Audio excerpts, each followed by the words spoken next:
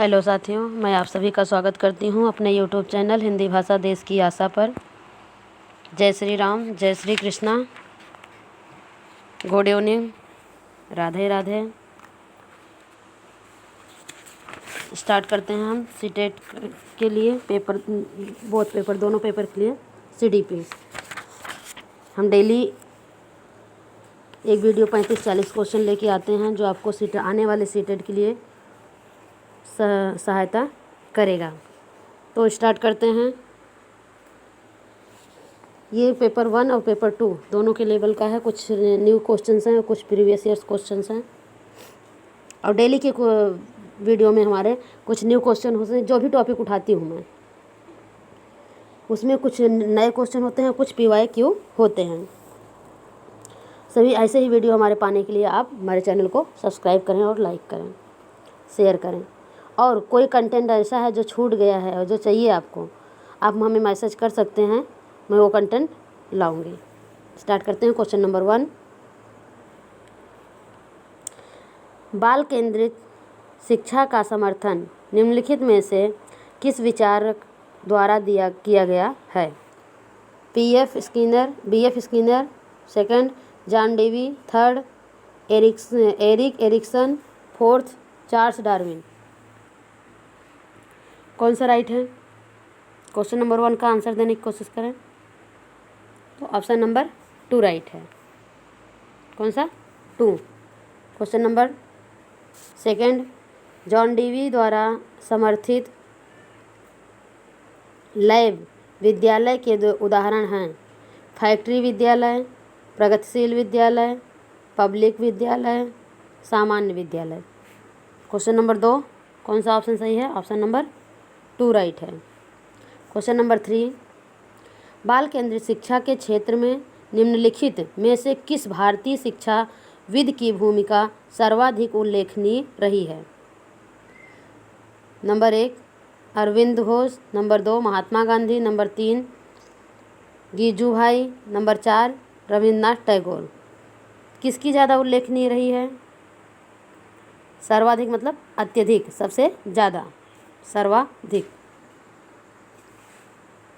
Question number 3, option number 3 Gijubhai की शिक्षा जो थी भारतीय शिक्षाविद की भूमिका में सर्वाधिक उल्लेखनीय गिजुभाई की थी। क्वेश्चन नंबर 4, डैश शिक्षा के अंतर्गत पिछड़े हुए और मंदबुद्धि तथा प्रतिभाशाली बालकों के लिए शिक्षा का विशेष पाठ्यक्रम देने का प्रयास किया जाता है? नंबर 1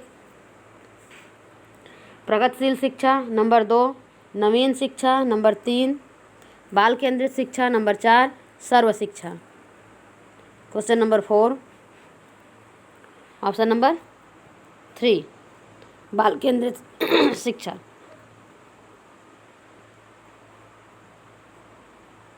क्वेश्चन नंबर 5, एक बाल केंद्रित कक्षा में बच्चे सामान्यतः सीखते हैं।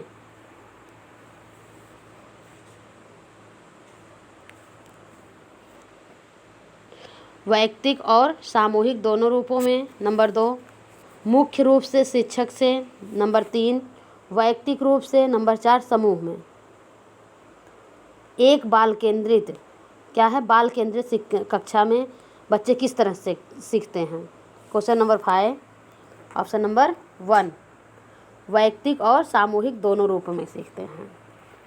कुछ वो अकेले सीखते हैं, वैयक्तिक मतलब अकेले स्वयं, और कुछ ग्रुप में सीखते हैं। क्वेश्चन नंबर 6, वर्तमान समय में बाल केंद्रित शिक्षा पर जोर दिया जाता है। निम्नलिखित में से कौन सी बाल केंद्रित शिक्षा की विशेषता नहीं है?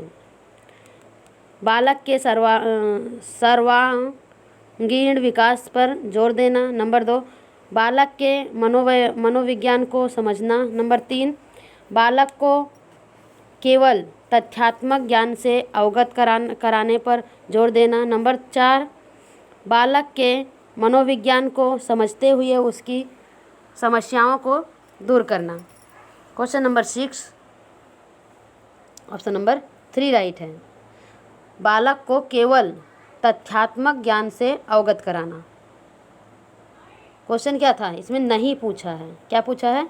विशेषता नहीं है, बाल केंद्रित शिक्षा की विशेषता नहीं है। तो ये जो पूछ रहा है वो ऑप्शन नंबर 3 है, बालक को केवल तथ्यात्मक ज्ञान से अवगत कराना। केवल तथ्य के बारे में हम बता देंगे तो बच्चे को क्या ज्ञान मिलेगा, इसलिए ये रॉन्ग है और रॉन्ग को ही ये पूछा है, जो सही नहीं है। तो ऑप्शन नंबर 3 राइट है। क्वेश्चन नंबर 7, आजकल शिक्षा में विभिन्न आधारों पर विशेष जोर दिया जाता है। आधुनिक शिक्षा प्रणाली के एक समर्थक के रूप में आपके अनुसार बालक की शिक्षा निश्चित निम्नलिखित में से किस पर आधारित होनी चाहिए? किस पर आधारित होनी चाहिए? बालक के आर्थिक स्तर पर, नंबर 2 बालक की सामाजिक स्थिति पर, नंबर 3 बालक की इच्छा एवं रुचि पर, नंबर 4 बालक की मूल प्रवृत्तियों, प्रेरणाओं और संवेगों पर। Question number 7 option number 4 right है। क्वेश्चन नंबर 8, बाल केंद्रित शिक्षा के समर्थक के तौर पर आपके अनुसार निम्नलिखित में से किसका महत्व सर्वाधिक है? शिक्षक बालक के व्यक्तित्व का कहाँ तक विकास कर पाता है? नंबर 2 क्वेश्चन क्या है, निम्नलिखित में से किसका महत्व सर्वाधिक है? 4 पॉइंट में से सबसे ज़्यादा महत्व किसका है वो आपको चूज़ करना है।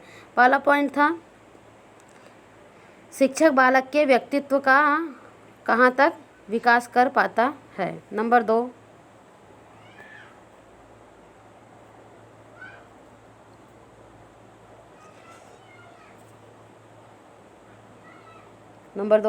शिक्षक कितना ज्ञानी, आकर्षक और गुणयुक्त है। नंबर 3 शिक्षक अपने विद्यालय को कितना अधिक दर्शा पाने में सक्षम है। नंबर 4 शिक्षक की पहचान का दायरा कितना विस्तृत है। क्वेश्चन नंबर 8 ऑप्शन नंबर 1 ही राइट है। कौन सा? 1। बाल केंद्रित शिक्षा के समर्थक के तौर पर आपके अनुसार निम्नलिखित में से किसका महत्व सर्वाधिक है? चारों पॉइंट में से सबसे ज़्यादा महत्व शिक्षक बालक के व्यक्तित्व का कहाँ तक विकास कर सकता है, यही शिक्षक का कर्तव्य है। बाकी जो है वो गलत है। क्वेश्चन नंबर 9 देखेंगे।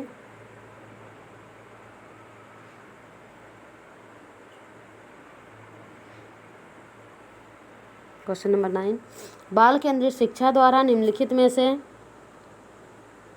क्या संभव नहीं है हो सकता? नहीं पूछा है, नहीं पे विशेष ध्यान देना है, क्योंकि हम नहीं पर ध्यान नहीं देते हैं तो आंसर हम सही को मान कर वहाँ आ जाते हैं कि क्वेश्चन हमारे लिए सही पूछा है और हमारा आंसर गलत हो जाता है। और ऐसे ही एक एक कर करके हम क्वालिफाई होने से रुक जाते हैं।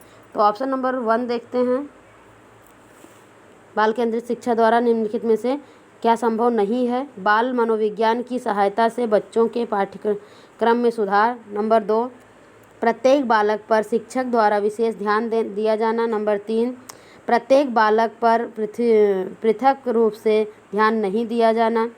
नंबर 4 प्रत्येक बालक की विशेष आवश्यकताओं को समझना। क्वेश्चन नंबर 9 ऑप्शन नंबर 3 यहाँ पर नहीं लगा दिया है। हम प्रत्येक बालक पर पृथक रूप से अलग अलग हमें ध्यान देना है, नहीं देना है मतलब ये क्यों नहीं संभव है पूछ रहा है? संभव नहीं है, संभव है। क्वेश्चन नंबर 10 बाल केंद्रित शिक्षा को व्यवहार में लाने वाले शिक्षक के लिए निम्नलिखित में से किसकी जानकारी रखना अधिक आवश्यक है? नंबर 1 शिक्षक के लिए बालक के व्यवहार के मूल आधारों के बारे में जानने से अधिक आवश्यक यह है कि वह उसके परिवार के बारे में जाने। नंबर 2 शिक्षक केवल, अब केवल आ गया थे तो ये निगेटिव वर्ड है, क्या है? केवल, ये निगेटिव वर्ड है। ये जहाँ पर आ गया वो 100% क्वेश्चन रॉन्ग ही होगा ऑप्शन, क्योंकि और हाँ, जहाँ नहीं पूछा है वहाँ पर ऐसे ऑप्शन राइट होते हैं। क्वेश्चन के ऊपर आधारित है, अगर उसने सही चीज़ पूछा है तो वहाँ पर ये रॉन्ग होगा, और अगर क्वेश्चन नहीं पूछा है तो वहाँ पर ये राइट होगा। केवल बालक की रुचियों को जाने। नंबर 3, शिक्षक को बालक के बारे में भले ही कुछ जानकारी न हो, किंतु उसके परिवार की आर्थिक स्थिति के बारे में उसे अवश्य पता होना चाहिए। अब देखो, किसी भी शिक्षक को किसी भी बच्चे के परिवार की आर्थिक स्थिति क्या है वो इतना मायने नहीं रखता। नंबर 4, बालक के संबंध में शिक्षक को उसके व्यवहार के मूल आधारों, आवश्यकताओं, मानसिक स्तर, रुचियों, योग्यताओं, व्यक्तित्व इत्यादि का विस्तृत ज्ञान होना चाहिए। Question number 10, option number 4 right है कि सब पर हमें ध्यान देना है। क्वेश्चन नंबर 11, बाल केंद्रित शिक्षा के पाठ्यक्रम में के संदर्भ में निम्नलिखित में से कौन सा कथन सही नहीं है? क्या पूछा है? नहीं है, नहीं हाईलाइट रखो।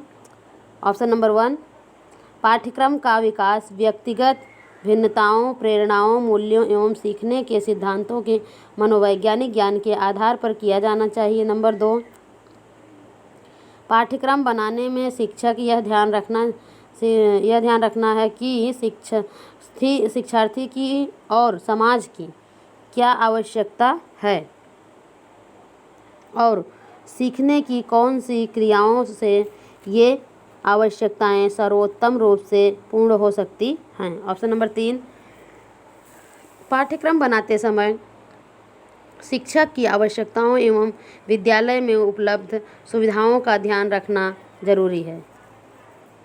ये गलत है और गलत ही पूछा है। ऑप्शन नंबर 4 भी देख लेते हैं। क्रियात्मक होने के लिए प्रत्येक पाठ्यक्रम एक समुचित मनोवैज्ञानिक आधार पर स्थापित हो। क्वेश्चन नंबर 11 ऑप्शन नंबर 3 ही राइट है, क्योंकि नहीं पूछा है और ये क्वेश्चन जो है, ऑप्शन जो है, ये हमें गलत ही चीज़ बता रहा है। क्योंकि हमें विद्यालय में क्या उपलब्ध है उस पर ध्यान रखकर हम पाठ्यक्रम थोड़ी बनाएंगे। स्कूल में उपलब्ध किया जा सकता है, लेकिन हमें पाठ्यक्रम को बच्चों के विकास, समाज के लिए क्या आवश्यक है, बच्चे को किस तरह से ढालना है, क्या ज्ञान देना है, उसके ऊपर पाठ्यक्रम निर्माण किया जाता है। क्वेश्चन नंबर 12, बालकों को प्रेरित करने के लिए उन्हें महापुरुषों की जीवनी, प्रेरणादायी नाटक एवं उत्कृष्ट वैज्ञानिकों इत्यादि के बारे में बताना चाहिए। यह निम्न में से किस सिद्धांत के अंतर्गत आता है? ऑप्शन देखेंगे। ऑप्शन नंबर 1, प्रेरणा का सिद्धांत। नंबर 2, लोकतांत्रिक सिद्धांत। नंबर 3, सर्वांगीण विकास का सिद्धांत। नंबर 4, चयन का सिद्धांत। नंबर 1, इससे हमें दूसरे की जीवनी, कैसे सक्सेस हुआ है, जीवन में क्या किया है, क्या खोया है, क्या पाया है, ये सारी चीज़ें जानने के लिए हमें प्रेरणा की, ये जानेंगे तो हमें प्रेरणा मिलेगी। प्रेरणा मतलब सीख मिलेगी, जिससे हम अपने जीवन को भी उस तरह से ढाल सकते हैं। क्वेश्चन नंबर 13, प्रगतिशील शिक्षा के अंतर्गत निम्नलिखित में से किस बात का ध्यान रखा जाता है? किस बात का ध्यान रखा जाता है? नंबर 1, इसमें शिक्षण विधि को अधिक व्यावहारिक करने पर जोर दिया जाता है। नंबर 2, इसमें सिद्धांतों के रटने पर जोर दिया जाता है, ऑब्वियसली गलत है।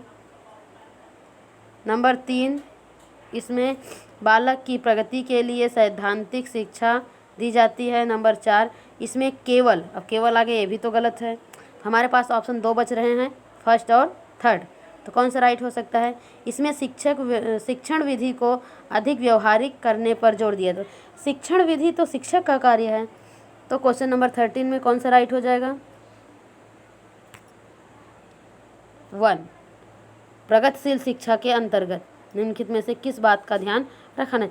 हमें शिक्षा को प्रगतिशील बनाना है, तो ऑब्वियसली हमें क्या रखना है? शिक्षण विधि को अधिक व्यवहारिक किस तरह से बनाया जा सकता है, इस पर हमें ध्यान रखना है। क्वेश्चन नंबर 14, प्रगतिशील शिक्षा के अंतर्गत कैसी शिक्षा है? प्रगतिशील शिक्षा है। अंतर्गत बालक के में आत्मानुशासन के विकास के लिए किस बात पर जोर दिया जाना चाहिए? ऑप्शन नंबर 1,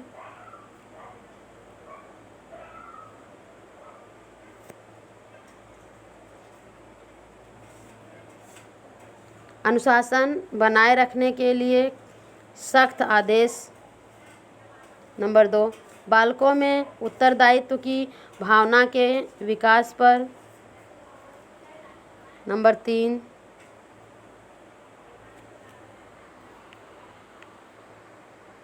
प्रगतिशील शिक्षा के अंतर्गत आत्मानुशासन के विकास पर जोर नहीं दिया जाना चाहिए, गलत हो गया। नंबर 4, आत्मानुशासन के लिए निम्नलिखित विभिन्न दृष्टांतों द्वारा बालकों को समझने पर।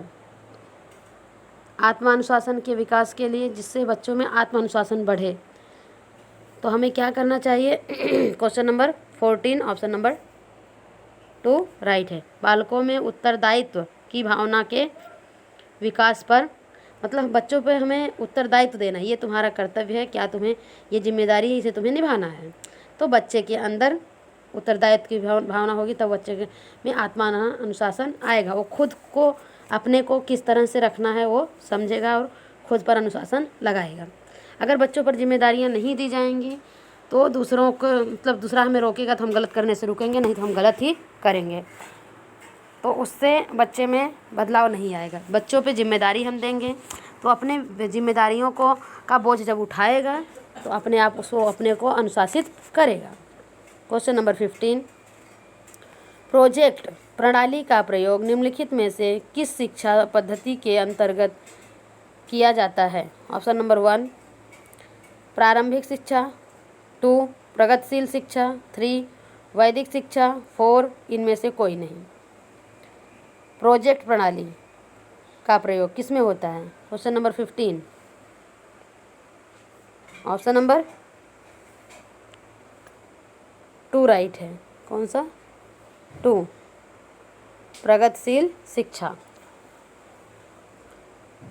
क्वेश्चन नंबर 16, निःशुल्क एवं अनिवार्य शिक्षा का अधिकार 2016 में अनिवार्य शब्द का अर्थ है। अनिवार्य शब्द का क्या अर्थ है? किसका? अनिवार्य शब्द का। देखते हैं। नंबर 1, दंडात्मक कार्य से बचने के लिए अपने बच्चों को विद्यालय भेजने के लिए अभिभावकों पर अनिवार्य रूप से जोर डाला गया है। दंडात्मक कार्य से बचने के लिए अपने बच्चों को विद्यालय भेजने के लिए अभिभावकों पर अनिवार्य रूप से जोर डाला गया है, तो गलत है। नंबर 2, ऑप्शन नंबर 2, अनिवार्य शिक्षा सतत परीक्षण के माध्यम से प्रदान की जाएगी। नंबर 3, केंद्रीय सरकार दाखिले, उपस्थिति और प्रारंभिक शिक्षा की पूर्णता को सुनिश्चित करेगी। नंबर 4, उचित सरकारें दाखिले, उपस्थिति और प्रारंभिक शिक्षा की पूर्णता को सुनिश्चित करेगी। Question number 16 option number 4। Question number 17, शिक्षा का अधिकार अधिनियम 2009 के क्रियान्वयन के बाद कक्षा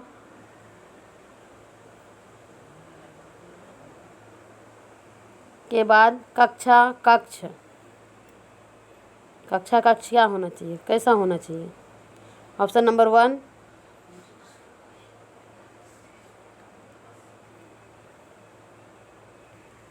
ऑप्शन नंबर 1 आयु के अनुसार अधिक सामाजिक है, समजातीय है। नंबर 2, आयु के अनुसार अधिक विषम जातीय है। नंबर 3, प्रभावित है क्योंकि शिक्षा का अधिकार विद्यालय में कक्षा की औसत आयु को प्रभावित नहीं करती। नंबर 4, जेंडर के अनुसार अधिक सामाजिक सजाती है। Question number 17, option number 1 right है। आयु के अनुसार अधिक समजातीय है। क्वेश्चन नंबर 18, बाल केंद्रित शिक्षा के लिए निम्नलिखित में से कौन सा कारक आधार है? नंबर 1, वैयक्तिक अंतर। नंबर 2, बाल अधिकार। ऑप्शन नंबर 3, बच्चों की निःशुल्क और अनिवार्य शिक्षा का अधिकार अधिनियम 2009। नंबर 4, सभी बच्चे सभी संदर्भों में समान होते हैं। Question number 18, option number 3 right है। कौन सा? 3, बच्चों की निःशुल्क और अनिवार्य शिक्षा का अधिकार अधिनियम 2009। क्वेश्चन नंबर 19, शिक्षा का अधिकार अधिनियम 2009 के संदर्भ में निम्नलिखित में से कौन से कथन सत्य हैं?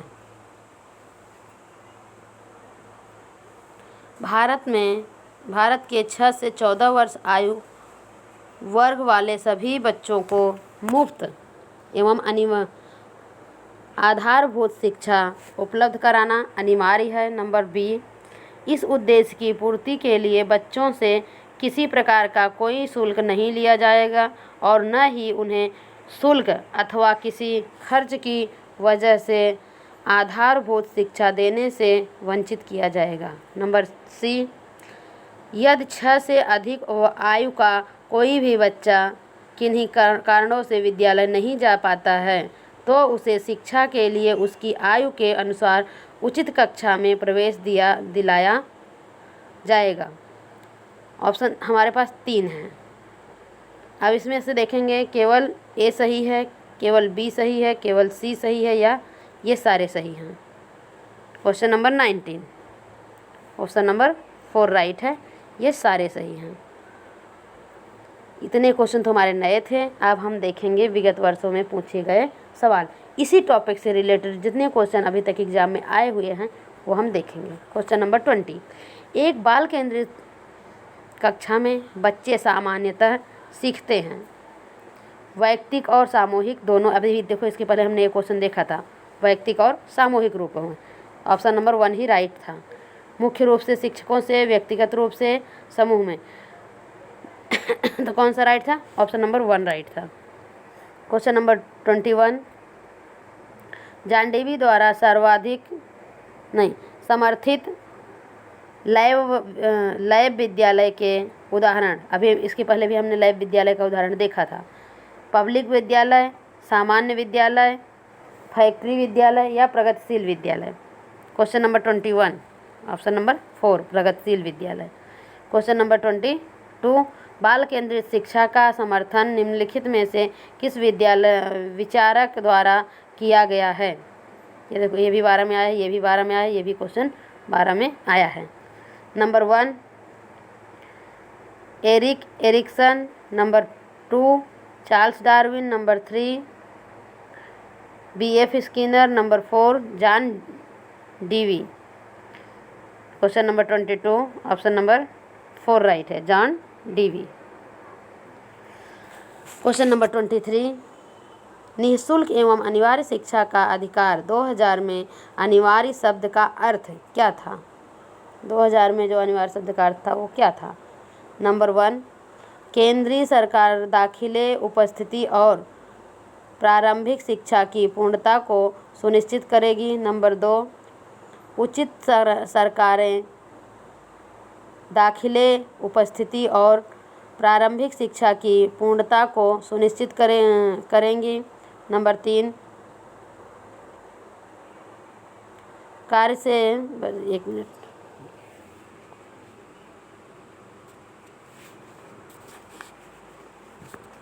ऑप्शन नंबर 3 दंडात्मक कार्य से बचने के लिए अपने बच्चों को विद्यालय भेजने के लिए अभिभावकों पर अनिवार्य रूप से जोर डाला गया। नंबर 4, अनिवार्य शिक्षा सतत शिक्षण के माध्यम से प्रदान की जाएगी। क्वेश्चन नंबर 23 कौन सा राइट होगा? ऑप्शन नंबर 2 राइट है। उचित सरकारें दाखिले, उपस्थिति और प्रशिक्षण शिक्षा की पूर्णता को सुनिश्चित करेगी। क्वेश्चन नंबर 24, शिक्षा का अधिकार अधिनियम 2009 के क्रियान्वयन के बाद कक्षा कक्ष कैसा होना चाहिए? ये भी बारे में आया हुआ क्वेश्चन है। अप्रभावित है क्योंकि शिक्षा का अधिकार विद्यालय में कक्षा की औसत आयु को प्रभावित नहीं करता। ऑप्शन नंबर 2,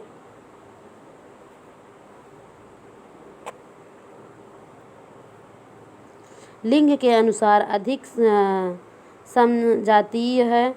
ये भी देखो क्वेश्चन हमने पीछे देखा था। ऑप्शन नंबर 3, आयु के अनुसार अधिक समजातीय है। नंबर 4, आयु के अनुसार अधिक विषम जातीय है। तो क्वेश्चन नंबर 24 और ऑप्शन नंबर 3 राइट है। कौन सा? 3 राइट है, आयु के अनुसार अधिक समजातीय है।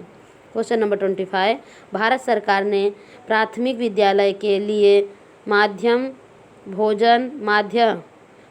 भोजन योजना प्रारंभ की है। निम्नलिखित में से कौन सा अभिप्रेरणात्मक सिद्धांत इस योजना का समर्थन करता है? ये भी क्वेश्चन 2014 में आया हुआ है। नंबर 1 संज्ञानात्मक, नंबर 2 मानवीय, नंबर 3 व्यवहारवादी, नंबर 4 समाज सांस्कृतिक। क्वेश्चन नंबर 25 ऑप्शन नंबर 2 मानवीय।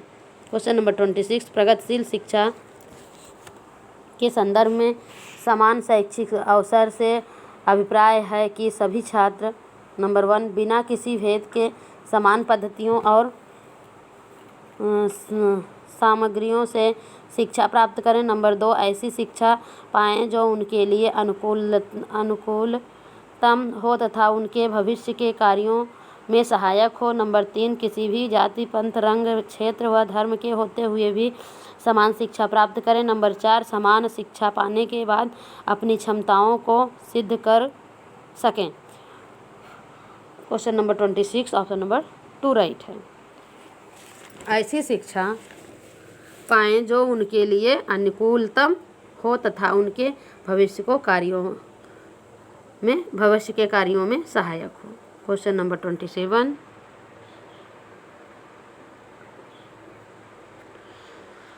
प्रगतिशील शिक्षा निम्नलिखित में से किस कथन से संबंधित है? ये भी क्वेश्चन 2014 में आया हुआ है।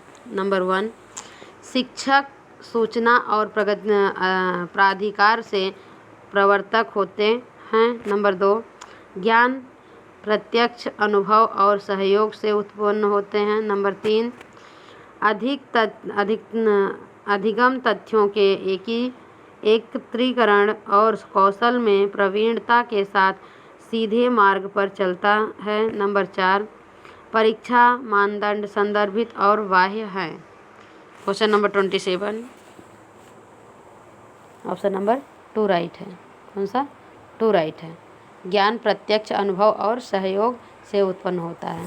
क्वेश्चन नंबर 28 एक शिक्षार्थी केंद्रित शिक्षा कक्ष में अध्यापिका करेगी, क्या करेगी? 2015 में ये क्वेश्चन आया हुआ है। कक्षा कैसी है? एक शिक्षार्थी, शिक्षक नहीं शिक्षार्थी। नंबर 1 शिक्षार्थी मतलब भी शिक्षार्थी कौन है? बालक है। अधिगम को सुगम बनाने के लिए बच्चों को एक दूसरे के साथ अंकों के लिए मुकाबला करने हेतु प्रोत्साहित करना। नंबर 2 मुख्य तथ्यों की व्याख्या करने के लिए व्याख्यान पद्धति का प्रयोग करना और बाद में शिक्षार्थियों का उनकी सजगता के लिए आकलन करना। नंबर 3 यह अपने विद्यार्थियों से जिस प्रकार की अपेक्षा करती हैं उसे प्रदर्शित करना और तब बच्चों को वैसा करने के लिए निर्देश देना। नंबर 4, इस प्रकार की पद्धतियों को नियोजित करना जिसमें शिक्षार्थी अपने स्वयं के अधिगम के लिए पहल करने में प्रोत्साहित हों। Question number 28, option number 4 right है।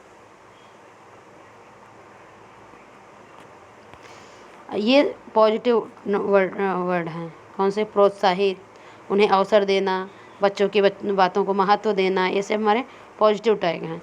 नेगेटिव टैग केवल, यही, एक ही, ये ऐसे वर्ड जो होते हैं वो निगेटिव होते हैं। नहीं। तो क्वेश्चन नंबर 29, बाल केंद्रित शिक्षा की एक प्रमुख विशेषता है कि उसमें क्या है? ये भी क्वेश्चन 15 में आया हुआ है। ऑप्शन नंबर 1, शिक्षक की भूमिका ज्ञान को सीखने के लिए उसे प्रस्तुत करना है और शिक्षार्थी का मानक मानदंड पर आकलन करना है। नंबर 2, शिक्षक के मार्गदर्शन से शिक्षार्थियों को अपनी स्वयं की समझ का निर्माण करने के लिए उत्तरदायी बनाया जाता है। नंबर 3, शिक्षकों के द्वारा बाल प्रयोग और वैज्ञानिक नियंत्रण होता है, उसे अधिगम पथ पर और बच्चों के व्यवहार को निर्धारित करता है। ऑप्शन नंबर 4 देखेंगे।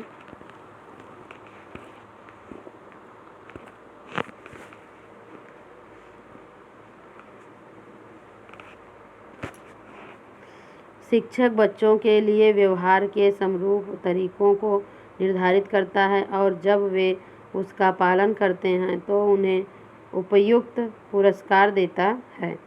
Question number 29, option number 2 right है। कौन सा? 2। शिक्षक के मार्गदर्शन से शिक्षार्थी को अपनी स्वयं की समझ का निर्माण करने के लिए उत्तरदायी बनाया जाता है। शिक्षक जो भी ज्ञान दे रहा है, जो भी मार्गदर्शन कर रहा है, उसके आधार पर बच्चा स्वयं को चलाने का तरीका देखना चाहिए, सीखना चाहिए, जिससे जो भी सिखाया जा रहा है उस रास्ते पर बच्चा चल सके। ये बच्चे को खुद करना है। क्वेश्चन नंबर 30, प्रगतिवादी शिक्षा, ये भी क्वेश्चन 15 में आया हुआ है। प्रगतिवादी शिक्षा किसे कहते हैं? ऑप्शन नंबर 1, अनुबंधन और पुनर्बलन के सिद्धांत पर आधारित। नंबर 2, पाठ्यपुस्तकों पर आधारित और है क्योंकि वे ज्ञान के एकमात्र वैध स्रोत हैं। अब एकमात्र हो गया, ये भी निगेटिव टैग वर्ड है। ऐसा वर्ड जहाँ दिखे उसे पढ़ने की ज़रूरत नहीं, उसे गलत मान लो। हाँ, कहीं पर नहीं पूछा गया है तो ये राइट होता है। तीसरा, इस मत पर विश्वास करती है कि शिक्षक को अपने उपागम में दृढ़ रखना है और वर्तमान समय में बिना दंड का प्रयोग किए बच्चों को पढ़ाया नहीं जा सकता। नंबर 4 नहीं आ गया, ये भी निगेटिव वर्ड है। नंबर 4, समस्या समाधान और आलोचनात्मक चिंतन पर अधिक बल देती है। Question number 30, option number 4 right है। समस्या समाधान और आलोचनात्मक चिंतन पर अधिक बल देती है, उसे कहते हैं प्रगतिशील शिक्षा। क्वेश्चन नंबर 31, अधिगमकर्ता केंद्रित विधि का आशय है। अधिगमकर्ता कौन है? बालक है। ये भी क्वेश्चन 2016 में आया हुआ है। ऑप्शन नंबर 1 देखेंगे कि शिक्षक अधिगमकर्ता के लिए स्वयं निष्कर्ष निकाल देते हैं। नंबर 2, परंपरागत व्याख्यात्मक विधियों। नंबर 3, उन विधियों को अपनाना जिनमें शिक्षा मुख्य कर्ता पात्र होता है। नंबर 4, वे विधियों जहां अधिगमकर्ता की अपनी पहल तथा प्रयास सम्मिलित होते हैं। क्वेश्चन नंबर 31, ऑप्शन नंबर 4, वे विधियां जहां अधिगम में अधिगमकर्ता की अपनी पहचान तथा प्रयास सम्मिलित होते हैं। ऑप्शन नंबर 32, प्रगतिशील शिक्षा में अपरिहार्य है कि कक्षा कक्ष, ये भी 16 में आया हुआ क्वेश्चन है। नंबर 1, अपरिहार्य है कि क्या अपरिहार्य है। नंबर 1,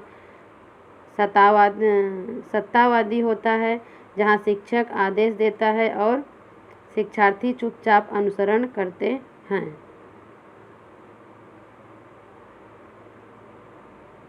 नंबर 2, सबके लिए मुक्त होता है जिसमें शिक्षक अनुपस्थित होते हैं, ये भी गलत है। ऑप्शन नंबर 3, शिक्षक के पूर्व नियंत्रण में होता है जिसमें वह अनिवार्य अधिनायकवादी होता है। नंबर 4, लोकतांत्रिक होता है और समझने के लिए बच्चों को पर्याप्त स्थान दिया गया होता है। Question number 32, option number 4 right है। क्वेश्चन नंबर 33, शिक्षा का अधिकार अधिनियम 2009 के अनुसार विशेष आवश्यकता वाले बच्चों को पढ़ना चाहिए, ये भी 16 में आया हुआ क्वेश्चन है। खास तौर पर उन्हीं के लिए बनाए गए विशेष विद्यालयों में। नंबर 2, घर पर माता पिता और देखभाल करने वालों के साथ जो उन्हें आवश्यक सहायता उपलब्ध कराए। नंबर 3, समावेशी शिक्षा व्यवस्था में इस प्रावधान के साथ कि उनकी व्यक्तिगत आवश्यकताओं की पूर्ति की जा सके। नंबर 4, व्यावसायिक शिक्षण केंद्रों में जो उन्हें जीवन कौशलों के लिए तैयार करें। Question number 33, option number 3 right है। 3, शिक्षा का अधिकार अधिनियम 2009 के अनुसार शिक्षा विशेष आवश्यकता वाले बच्चों को पढ़ाना चाहिए। इसका अधिकार आंसर समावेशी शिक्षा व्यवस्था में इस प्रावधान के लिए साथ कि उसकी व्यक्तिगत आवश्यकताओं की पूर्ति की जा सके। इस वीडियो को हम यहीं पर समाप्त करते हैं। ऐसे ही और नेक्स्ट वीडियो में नेक्स्ट टॉपिक लेकर आएंगे। ऐसे वीडियो को पाने के लिए हमारे चैनल को लाइक शेयर और सब्सक्राइब करें। धन्यवाद।